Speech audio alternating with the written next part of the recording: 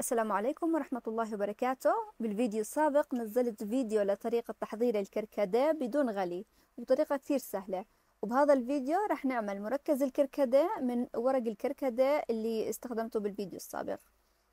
نحتاج بالأول لورق الكركديه اللي استخدمته بالفيديو السابق، ضفت عليه مقدار كوب من الكركديه الجديد لنعزز النكهة واللون.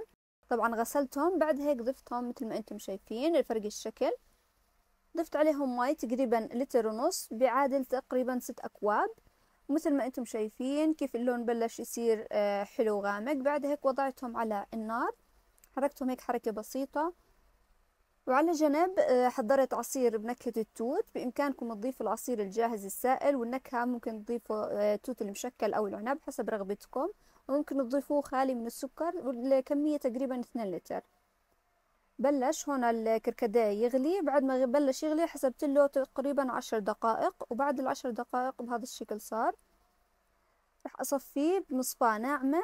حاولت أصفي طبعا العصير الموجود برضو بالأوراق، وبعد هيك رجعت العصير بعد ما صفناه على نفس الطنجرة بس كانت نظيفة. ضفت 2 باكيت فانيلا وسكر من كوبين ل4 أكواب حسب رغبتكم طبعا بالنهاية. ممكن استبدال السكر بدبس العنب. وضفت عصير التوت، ونكهة التوت اختيارية.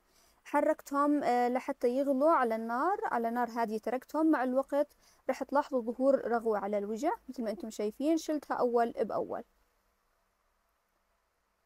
بعد هيك ضفت عصير ليمونة وتركته على نار هادية لحتى يتكاثف الخليط ويصير تقريبا مثل القطر.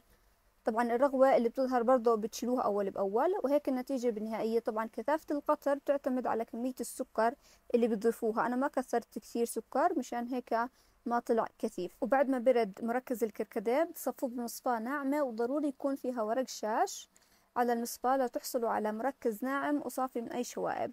بعد هيك ضفته بزجاجة نظيفة وتركته بالثلاجة ليبرد. لتزين كوب الكركديه بنحتاج لملعقتين سكر وملعقة ملح وشوية صبغة لون أحمر.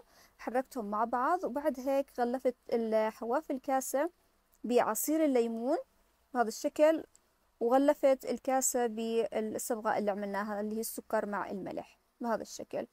لنقدم مركز الكركديه أضفت شريحة ليمون وأوراق نعناع وثلج، وأضفت مركز الكركديه وخففته بشوية مي وصحتين.